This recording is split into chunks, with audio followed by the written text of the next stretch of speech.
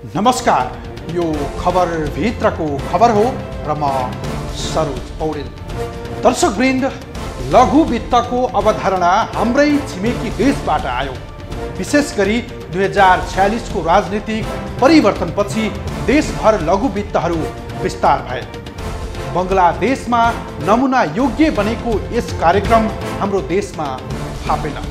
लघु वित्त भनेर गाउँ छिरेका यी वित्तीय संस्था अब लघु वित्त होइन, नयाँ साहुकार भए, जहाँ देशभर लाखौं सर्वसाधारणको बिचल्ली देख्दा जो कोहीको मन पनि सायद उडिन्छ होला, जसको कारण देशभर लघु वित्त संस्थाहरूबाट 58 लाख निम्न वर्गका सर्वसाधारणको बिचल्ली किन र कसरी भइरहेको छ, आज त्यो देखाउनेछौँ खबर भित्रको खबरमा। लघु वित्तहरूको ज्यादती कति छ, त्यो पछिल्लो समय पीडितहरूको क्रन्दन र पीडाले मुखभरिको जवाब दिन्छ होला। गाउँघरमा साहुको महँगो ब्याजबाट पीडित भएकाहरूलाई कर्जामा राहत होला भनेर लघु वित्तहरूको सेवा विस्तार भएको हो। तर आज उनै लघु वित्तका सञ्चालकहरू ती पुराना काला तमसुकधारी साहुभन्दा चर्का भएका छन्, जसले लाखौं ऋणीहरूको यसरी उठिवास लगाएका छन्। देशभर पीडितहरू रुँदै सडकमा आएका छन्।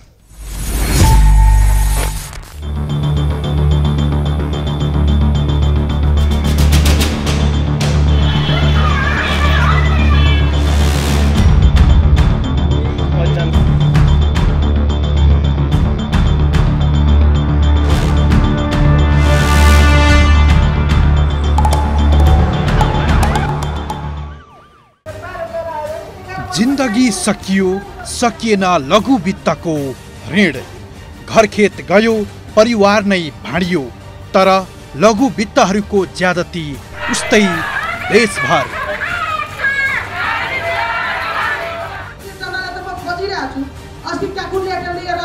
यी हुन् महोत्तरीकी पूनम कुमारी महतो, जो महोत्तरीमा मिटर ब्याजी र लघु वित्तको चरम आर्थिक शोषणको मारमा परिन्। 2072 सालदेखि उनले लघु वित्त र मिटर ब्याजीको ज्यादती भोग्दै आएकी छिन्। पछिल्लो समय तराईका जिल्लामा मिटर ब्याजी साहुहरूले महिलाहरूलाई सडकमा निर्वस्त्र बनाएर कुटपिट गर्दै आएका छन्। लघु वित्तहरूको पनि मिटर ब्याजी जस्तै दुर्व्यवहार छ उनीहरूमाथि।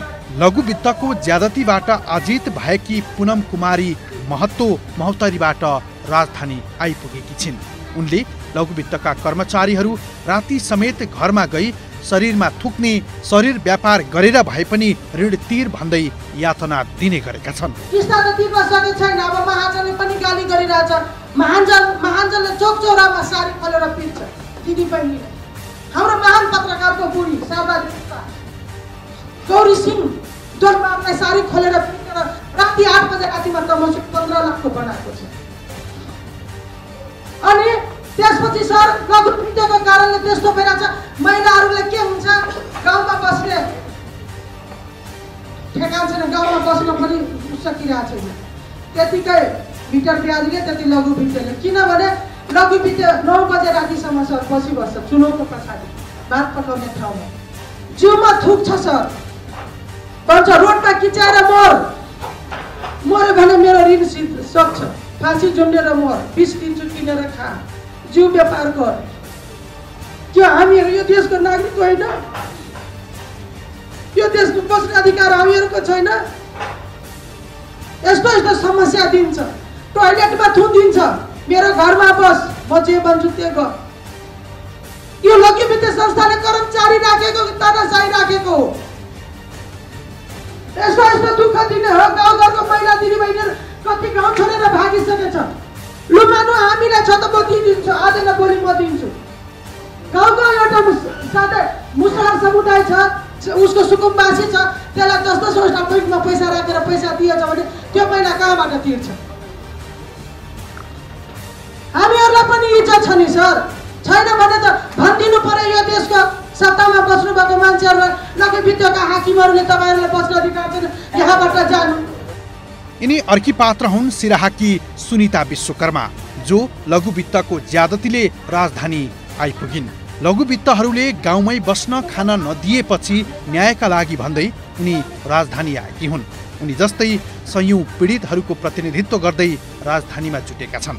लघु वित्तले गरेका आततायी व्यवहारले उनी जस्तै विपन्न महिलाहरू यति बेला विक्षिप्त छन्। उनले लघु वित्तबाट लिएको 1,50,000 ऋण 5 वर्षसम्म तिर्दा पनि सकिएन। 11वटा लघु वित्त समूहबाट ऋण लिएकी उनले एउटामा 30 र अर्कोमा 40,000 रुपैयाँ ऋण तिर्न मात्रै बाँकी छ।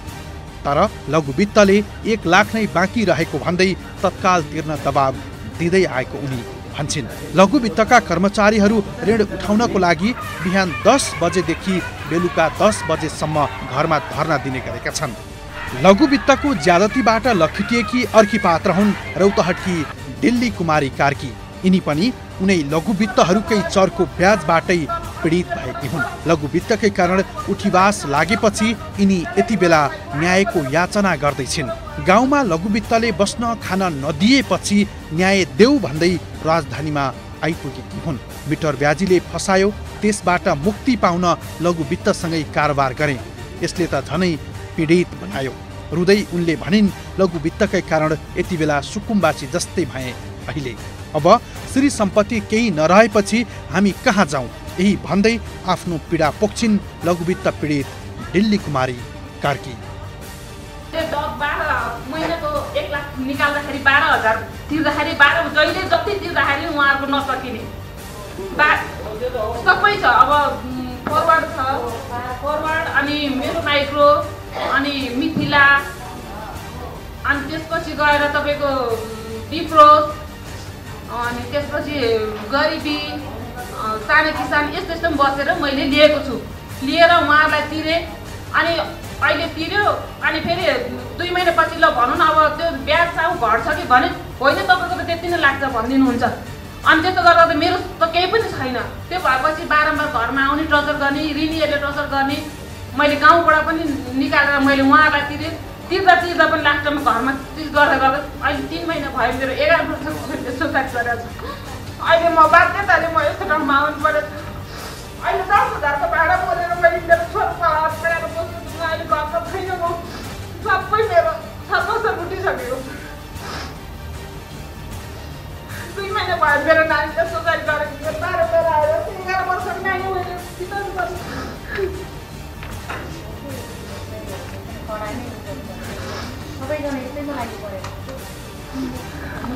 पर्न त मलाई पनि मन छ गर्नु। अझै मेरो एउटा छोरा छ, छोराको भविष्य लागि पनि अहिले 10,000को सेलेरी गरेर मैले भाडा बोलेर बसेको छु। छोरो पढाएर बसेको। पीडित कार्कीले फरवार्ड, मेरो माइक्रो, मिथिला डिप्रोस, गरिबी र साना किसान लघु वित्तको समूहमा बसेर ऋण लिएकी थिइन्। महिनाको 12,000 किस्ता बुझाउँदा समेत कहिल्यै उनको ऋण चुक्ता भएन। उनले यी लघु वित्तमा रु 1 लाख रुपैयाँ ऋण लिँदा जति किस्ता तिरे पनि त्यति नै ऋण देखाउने लघु वित्तहरूले ऋण घटाएनन्। बरु हरेक महिना वर्ष ऋणको भारी सुलिँदै गयो। उनले लघु वित्तहरूको किस्ता तिर्दा तिर्दै भएको सबै सम्पत्ति सकियो। तर लघु वित्त संस्थाका कर्मचारीहरू घरमा आएर यातना दिए। यति मात्रै भएन, ऋणकै कारण उनकी 13 वर्षको छोरीले 3 महिना अगाडि आत्महत्या नै गरिन्। यति बेला उनी घर सम्पत्ति लघु वित्तले खाइदिएपछि भाडा तिरेरै बस्न बाध्य छिन्।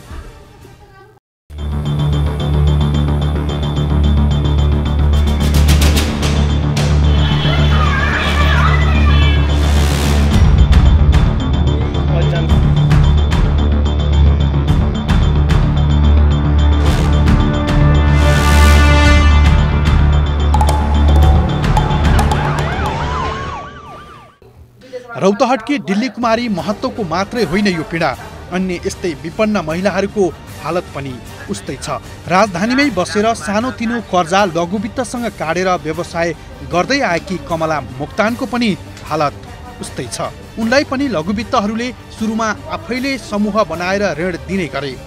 ऋण लिने, कर्जा तिर्दै जाँदा सुलिँदै गयो। घट्नुपर्ने ऋण झन् थपिँदै गयो। जब ऋणको पासोमा पर्दै गएपछि उम्कनै दिँदैनन् लघु वित्तले। यस्तै लघुवित्तको महँगो ब्याजले डामिएकी पीडित हुन् कमला मोक्तान पनि। गाउँबाट राजधानी आएर व्यापार व्यवसाय गर्दै आएकी उनले ब्याजमाथि स्याज लगाउने गरेको बताउँछिन् अनि भाकाभित्र नतिरेको भन्दै लघुवित्तका कर्मचारीले धम्क्याउने गरेको अर्की लघुवित्त पीडित कमला मोक्तान बताउँछिन्। एउटा बढाएर 50,000 लिएको हो, तिर्दै गयो, फेरि आदि हुन्छ, फेरि दिदी तपाईँको त्यो पुरै 1 लाखै हुन्छ, अब किस्ता पनि 10,000 त्यहीँ काटेर राखेको हुन्छ। अनि त्योबाट हामीले तिरेको सिद्धिँदैन। अहिले पनि भन्छ के अरे 50,000, कुनैमा 40,000 छ मेरो, 50,000, 40,000, 30,000 छ, त्यो पनि 1 लाखै जोडेको गर्नुहुन्छ सरहरूले। किनभने अब बुढाबुढी विदेश जानु भएको, फर्केर आउनुभयो, बच्चाहरू सानो छ, अनि त्यही हुनाले मैले किस्ता तिर्नु सकेको छुइनँ। 1-2 महिनाले सरहरू 10 बजे आउनुहुन्छ, एकैचोटि 4 बजे 5 बजे पनि जानु सर भन्दा मान्नुहुन्न, 9 बजे 10 बजे राति जानुहुन्छ। त्यो कराउँदा जसले कराउँछ जान्छ, नकराउने ठाउँमा रातभरि नै बस्छ 10-11 बजेसम्म।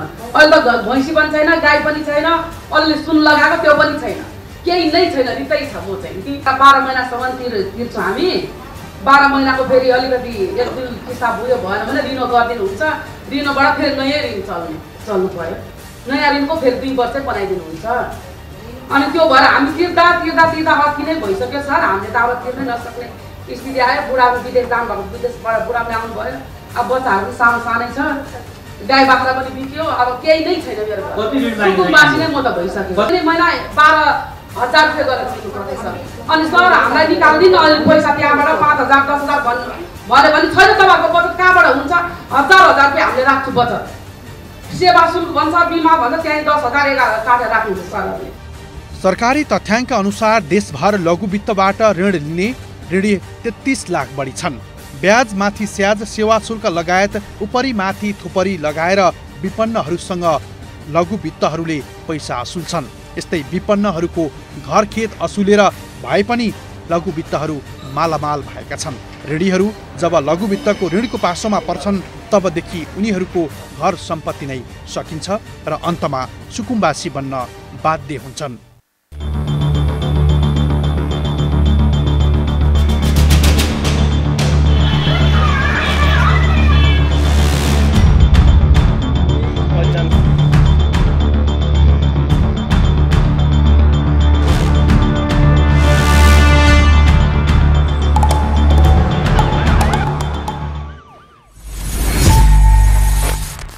दर्शकवृन्द, गाउँ तथा नगरमा बैंकको पहुँच नभएकाहरूको आर्थिक गर्जो टार्नुको साथै आय आर्जन गर्न सहज होस् भनेर लघुवित्त खुलेका हुन्। देशभर रहेका लघुवित्तको कर्जा लिनेहरू 33 लाख बढी रहेको सरकारी तथ्याङ्क छ। तर लघुवित्तहरू साना उद्यमी तथा किसानहरूको सहारा बन्नु पर्दथ्यो। विडम्बना, उनै विपन्नहरूको सम्पत्ति र परिवार नै तहस नहस पारिदिएका छन्। पहिले समूहमा बसाउने र अन्तमा ऋणको पासोमा 36% ब्याज असुलेर डाँडा कटाउने लघुवित्तहरूको यो प्रवृत्ति उद्देश्य विपरीत भएन र? प्रसङ्ग बाँकी नै छ, हामी सँगै रहनुहोला।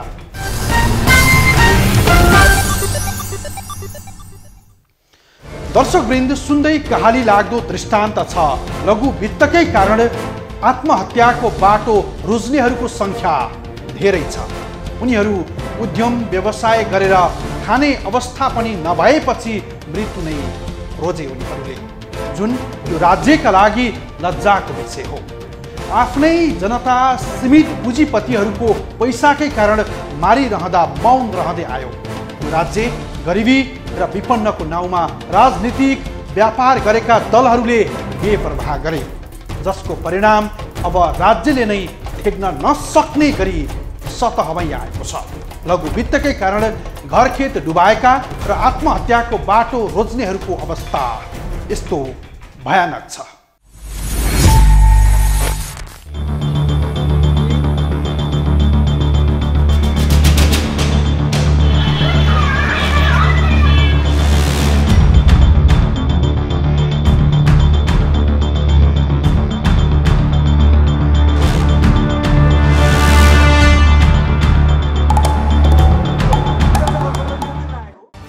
देशभर 33,03,000 लघु वित्तका ऋणीहरूमध्ये 8 लाखको उठीबाज लागेको छ।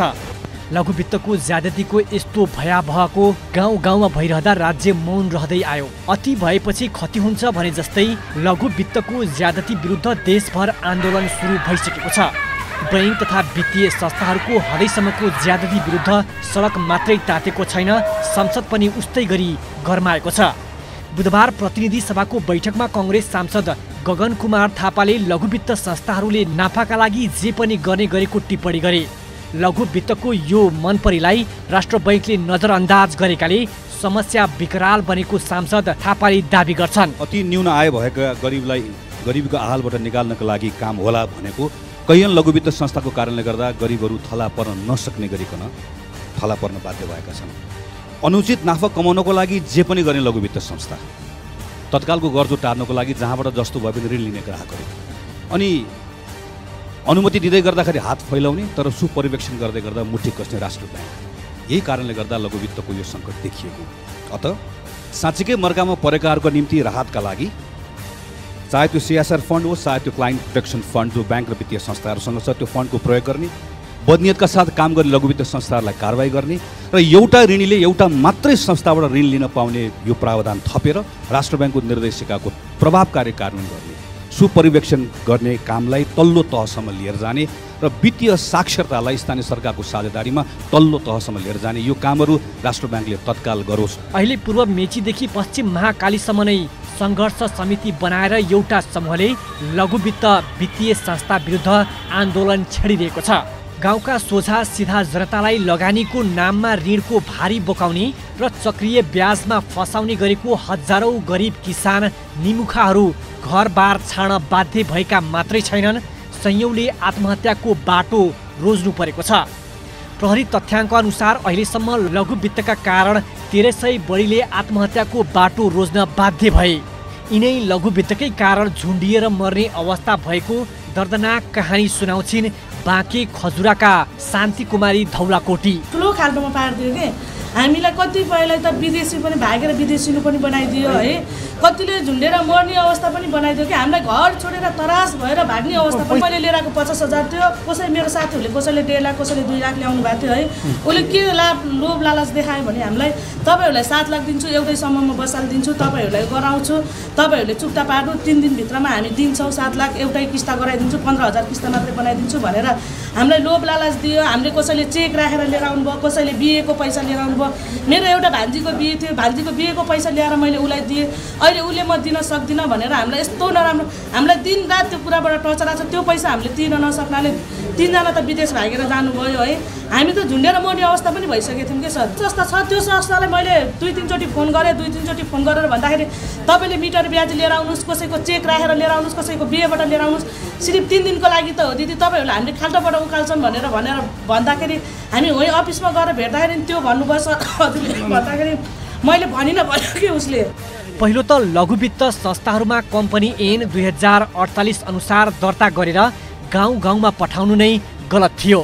नेपाल राष्ट्र बैंकले घ वर्गको इजाजत पत्र प्रदान गरेर ग्रामीण अर्थतन्त्र सामाजिक आर्थिक विकासका लागि पठाए पनि लघु वित्तहरूले ऐन नियम अनुसार काम गरेनन्।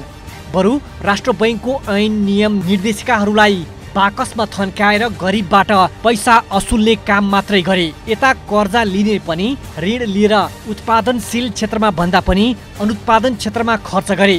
यस विषयमा राष्ट्र बैंकले नियमन पनि गरेन, लघु वित्तलाई छाडा छोडिदियो, जसले गर्दा लगाम बाहिर पुग्यो लघु वित्त भने अनुत्पादक क्षेत्रमा खर्च गर्ने प्रवृत्तिले यस्तो समस्या आएको हो भन्छन् अर्थविद ज्ञानेन्द्र अधिकारी। यो लघु वित्त वास्तवमा सोच एकदम राम्रो सोच बनाएर हाम्रो जुन ब्याङ्किङ सिस्टममा ल्याएको एउटा इन्स्टिट्युसन हो, तर जसले यो चलाउन थाले उहाँहरूको सोच चाहिँ एकदम खराब देखेको छ, नियत खराब देखेको छ कि यहाँनिर।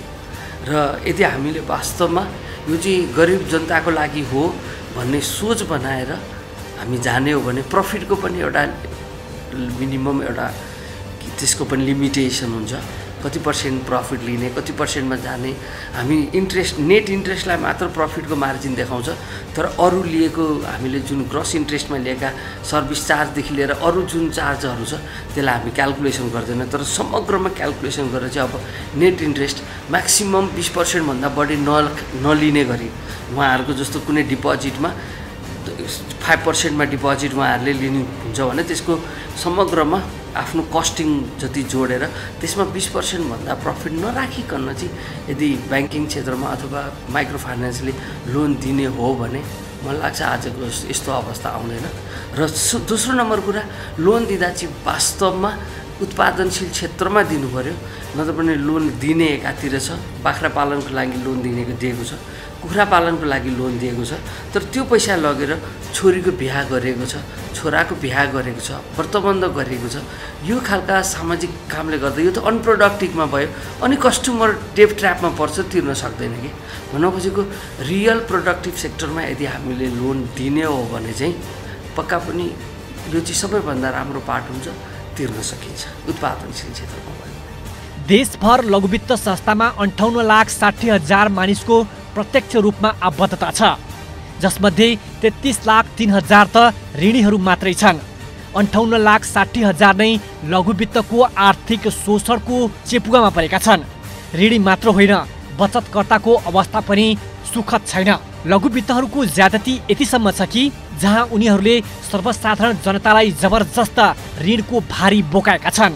यो खाएको ऋण भन्दा पनि खुवाइएको ऋण नै हो भन्छन् राष्ट्रिय स्वतन्त्र पार्टीका सांसद डाक्टर ढका कुमार श्रेष्ठ। बैंक तथा लघुवित्तको चरको ब्याजका कारण सर्वसाधारणले देहत्याग आत्महत्या गरी रहँदा पनि हामी सरकारमा भएदा पनि निरीह भई मुख दर्शक भएर टुलु हेरिरहँदा आत्महत्या गरेको लासले पनि श्राप दिन्छ होला सायद। व्यवसायबाट मुनाफा 5 देखि 10% हुने देखिन्छ, तर बैंकको ब्याज 18% रहेको छ।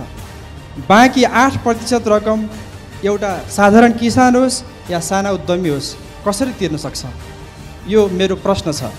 झन्डै 21 लाख सोझा सिधा सर्वसाधारण गरिब निमुखाहरू लघुवित्तको ऋणबाट पीडित छन्। कुल 58,60,000 लघुवित्तका सदस्यहरूमध्ये 70% ऋणीहरू पीडित छन्। पूर्व मेचीदेखि पश्चिम महाकालीसम्मका जनताहरू लघुवित्तबाट पीडित छन्।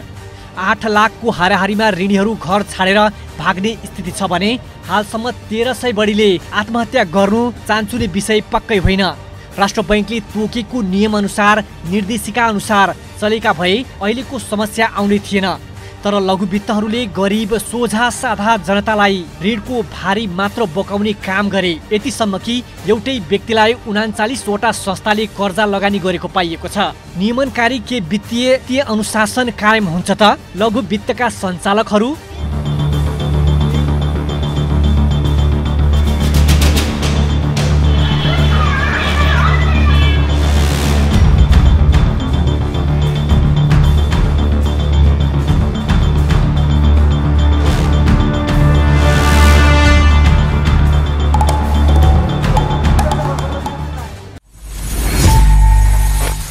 दर्शकवृन्द, जब मुलुकले उदार र खुला अर्थतन्त्रको नीति लियो जसको कारण सरकारी मात्र होइन निजी बैंक तथा वित्तीय संस्थाहरू पनि नगरदेखि गाउँका दूर दराजमा पुगे। साहुको चरको ब्याजबाट लुटिएका निम्न वर्गका लागि लघुवित्तको अवधारणा कार्यान्वयनमा आयो। लघुवित्तलाई साना तथा मझौला किसान र उद्यमीको सारथी बनाउनु पर्ने थियो राज्यले। विडम्बना, लघुवित्त किसान र उद्यमीलाई डस्ने सर्प झैँ बने। हजारको पैसा बोकेर गाउँ बसेका लघुवित्तहरूले गाउँमा ऋणको धराप थापेर करोडौँ खुम्ल्याए, जसको परिणाम यति बेला लाखौँ सर्वसाधारण घरबार विहीन मात्रै होइन परिवार नै छिन्न भिन्न भएको अवस्था छ। आर्थिक सङ्कट मात्रै होइन सामाजिक विग्रहले आँधीको रूप लिँदैछ। यस्तो भयावहको अवस्थाको सरकारले कसरी सामना गर्ला त? त्यो देखाउने छौँ, तर छोटो विश्रामपछि।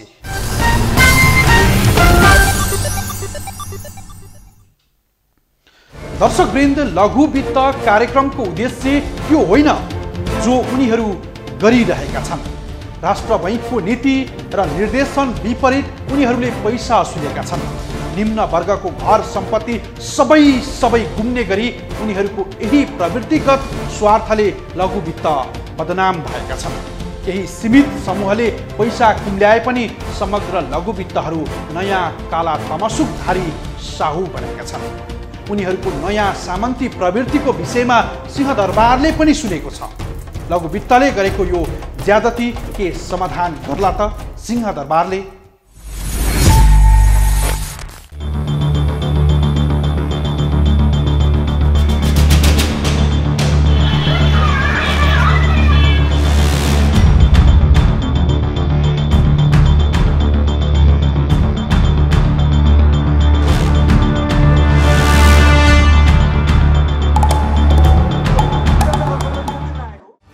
गाउँ-गाउँमा लघुवित्तको वित्तीय आतंक।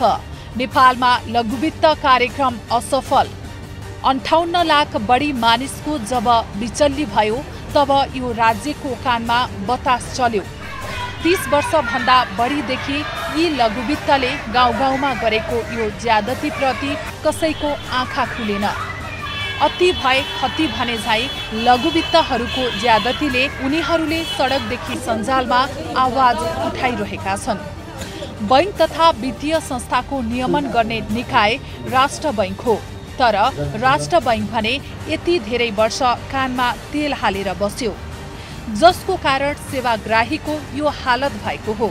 राष्ट्र बैंकका निर्देशक रेवती नेपाल भन्छन्, एउटै व्यक्तिले धेरै लघुवित्तबाट ऋण लिएकाले समस्या भयो। अब लघुवित्त संस्थालाई लाभांश वितरणमा कडाई गरे मात्रै समस्या हल हुने निर्देशक नेपाल दाबी गर्छन्।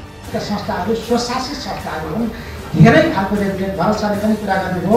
यी संस्थाहरू स्वयंमा आफै संस्थाहरू, यस्ता चाहिँ संस्थापकहरू, लगानीकर्ताहरू, यस्ता कर्मचारीहरू, ऋणीहरू सुशासनमा बस्नुपर्छ, सेल्फ रेगुलेसन हुनुपर्छ भन्ने मान्यता स्वरूप राष्ट्र बैंकले अहिलेसम्म अलिकति लिबरल भएर हिँडेको है।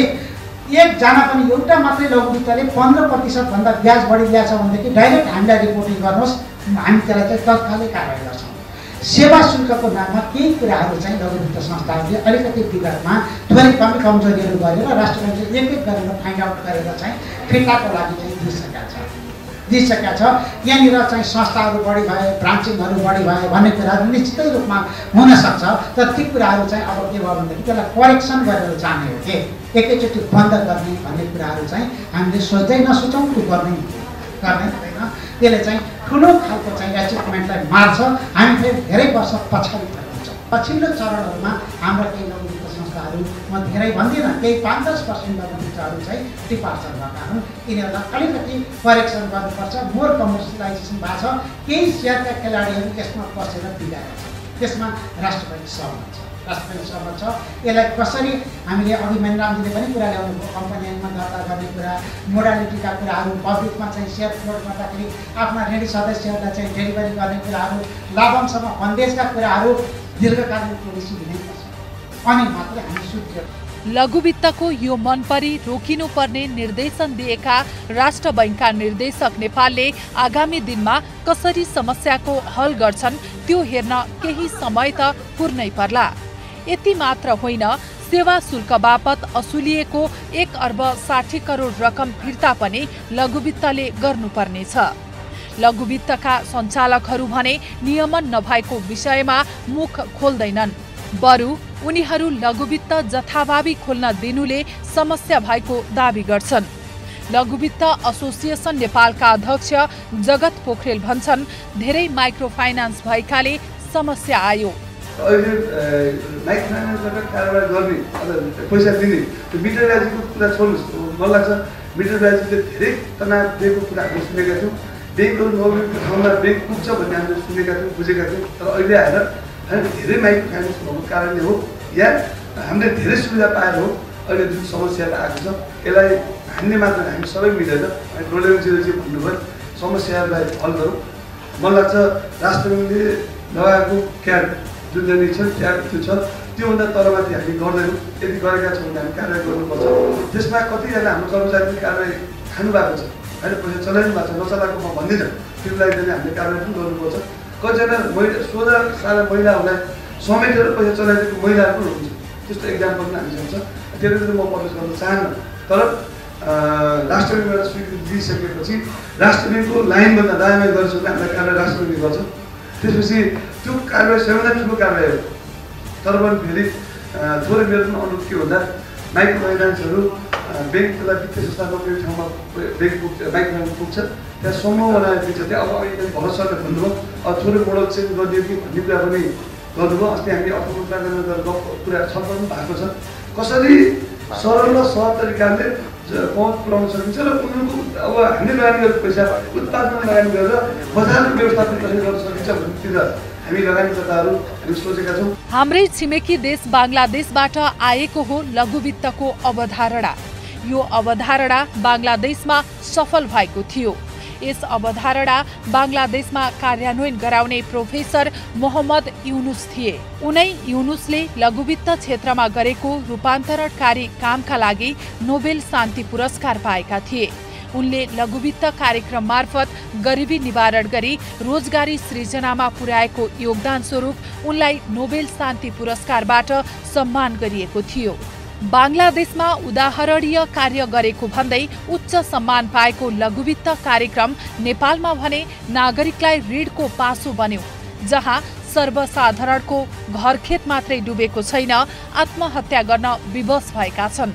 सुरुवात त पक्कै लाइसेन्स त्यहीँबाट पनि होला सायद, होइन? धेरै संस्था भयो, धेरै संस्थाले धेरै ब्रान्च भयो, धेरै टार्गेट भयो, नयाँ नयाँ बिजनेस सेक्टरको मान्छेहरू आए, नयाँ नयाँ लघुवित्तमा चाहिँ हिजोको लघुवित्तको महरमा बुझ्ने भन्दा फरक मान्छेहरूको भयो, मार्केटमा नयाँ मान्छे खेलाडीहरू आए, सबैसँग जोडिन्छ कि एउटा मात्रै कुरा, एउटा मात्रै फ्याक्टर होइन। त्यसले गर्दाखेरि के अरू के बन्दै गए, थपिँदै गए भन्ने कुरा चाहिँ कुरा हो। तर एउटा स्टार्टिङ त्यो पनि हो। र अब लाइसेन्स धेरै दिएको, अब जति एकदमै नाफा मात्रै हेर्ने मान्छेलाई लाइसेन्स दियो होला, कस्तो खालको मान्छेलाई लाइसेन्स दियो होला, छिटो लाइसेन्स दियो होला, लाइसेन्स दिँदाखेरि क्वालिटी राम्रोसँग संस्था के भनेर हेरिएन होला। अब त्यस्तो ती सबैसँग अनि त्यसपछि चाहिँ गर्ने त नाफा चाहियो भनेर फेरि नाफासँग बढी ओरिएन्टेड पनि भएर लघुवित्त संस्थाले छिटो नाफा गर्नुपर्छ भन्ने त्यही ग्रुप आयो। पहिले हिजोको चाहिँ त्यस्तो थिएन होला, पहिलेका त्यस्तो थिएनन्। 2-4 वर्षमा मात्रै नाफा बिस्तारै गरे हुन्छ, 2-4 वर्षमा टार्गेट बिओपी होइन ब्रेक इभन पोइन्टमा आयो हुन्छ भनेर भन्ने अवस्थामा त आज 1 वर्षमै हामी नाफामा आउनुपर्छ होइन भन्ने पनि आयो होला। त्यस कारणले चाहिँ एउटा पार्ट त्यो पनि पक्कै हो। अनि त्यसपछि अरू त्यहाँभित्रका जुन लाइसेन्स लिएर आउने मान्छेले लाइसेन्सको कसरी प्रयोग गरे अनि आफ्नो कार्यक्रम कसरी सञ्चालन गरे त्यहाँ पनि समस्या। लघुवित्त संस्थाहरूले गरिब नागरिकलाई वित्तीय पहुँचमा ल्याउन योगदान नगरेका पनि होइनन्, तर मनसाय के हो भन्ने कुरा प्रधान हो। पछिल्लो समय लघुवित्तमा देखिएको डरलाग्दो विकृतिले लघुवित्त नेपालमा नफापेको पक्का हो। असल मनसायले सुरु गरिएको भनिएको लघुवित्त कार्यक्रम सर्वसाधारणलाई ऋणको पासोमा पार्ने माध्यम बन्ने हो भने यस कार्यक्रमको औचित्यतामाथि गम्भीर प्रश्नको तीर सोझिएको छ। व्यवसाय विस्तार र नाफा कमाउने होडमा जथाभावी कर्जा लगानी गर्ने प्रवृत्ति छ। कर्जा असुल नभए कर्जा सुरक्षण केन्द्रमा भएको बिमामा दाबी गर्ने पनि गरेका छन्। कतिसम्म छ लघुवित्तहरूको ज्यादती भने कर्जा सुरक्षण केन्द्रमा दाबी गर्न कर्जा स्वीकृति गरेर लगानी गर्दा नै ऋणबाट कर्जाको 25% बचत खातामा अनिवार्य राख्न लगाउने गरेका छन्। कर्जा सुरक्षण नियमावली 2075 अनुसार कर्जा बिमा दाबी गर्दा कम्तीमा 25% कर्जा चुक्ता गर्नुपर्ने हुन्छ। तर लघुवित्तले उल्टै ऋणीबाट कर्जा असुल नभए सोही 25%बाट असुली गर्न ऋणको 25% बचतका नाममै अग्रिम असुल छन्। लघुवित्तको यो ज्यादतीको विषयमा बल्ल तल्ल सरकारको आँखा खुलेको छ। सरकारले दिगो समाधान गर्छ या गर्दैन, तर अर्थमन्त्री विष्णु पौडेलले लघुवित्तमा देखिएको समस्या हल गर्ने आश्वासन भने दिएका छन्। लघुवित्तको समस्याका सम्बन्धमा ध्यानाकर्षण भएको मात्रै होइन, हामीले त्यस विषयमा सिरियस मिटिङ पनि बसिसकेका छौँ र हामीले अनेक राउन्ड मिटिङ बसिकन केही महत्त्वपूर्ण निर्णय पनि गरेका छौँ। र यो क्षेत्रमा जुन प्रकारको समस्या छ लघुवित्तको क्षेत्रमा जसरी ऋणीहरू गम्भीर रूपमा प्रभावित हुने अवस्था सृजना भएको छ, यसको कारणहरूमा प्रवेश गरेर प्रभावकारी समाधानका निम्ति सम्बन्धित टीकाहरू लागिसकेका छन् र यसका नतिजाहरू क्रमशः आउँदैछ। देशभर च्याउ जस्तै छन् लघुवित्त। जसको सुपरिवेक्षण गर्न राष्ट्र बैंक नै असफल जस्तै छ। लघुवित्त खोल्न अनुमति दिने तर तिनीहरूको सुपरिवेक्षण नगर्ने प्रवृत्तिले लघुवित्तको लुटको राज्य थाम्नै नसक्ने गरी मौलाएको हो। यद्यपि यो मुद्दा यति बेला सडकदेखि संसद हुँदै सरकारसम्म पुगेको छ। सरकारको टेबलमा पुगेपछि सरकारले नै यसको समाधानको बाटो खोज्नुपर्छ भने उता लघुवित्तहरू पनि गरिब मारा नीति छोड्नुपर्छ, जसले कोही कसैको उठीबास नलागोस्, परिवार नभाडियोस् र वित्तीय संस्थाहरूको पुँजी पनि नडुबोस्।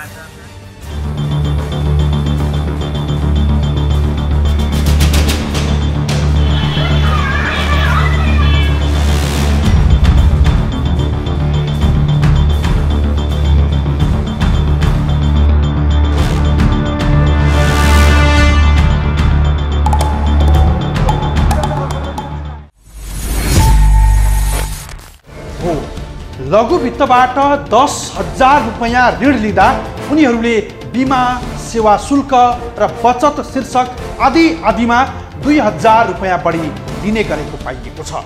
यद्यपि पछिल्लो समय राष्ट्र बैंकको निर्देशनपछि सेवा शुल्क बापतको 1,60 करोड रुपैयाँ फिर्ता गर्न सहमत भएका छन् भने अन्य शीर्षकमा कति लिए उनीहरूले त्यो अपारदर्शी छ। लघुका नाउँमा नयाँ साहु बनेका लघु वित्तलाई सरकारले कारबाही गर्ला या धाप मार्ला, त्यो भने भोलिका दिनमा थाहा होला नै। हवस् त आजलाई यति नै। भोलि अर्को खास विषय लिएर उपस्थित हुनेछौँ। खबरभित्रको खबरका लागि हेर्दै रहनुहोला एभी न्युज खबर। नमस्कार।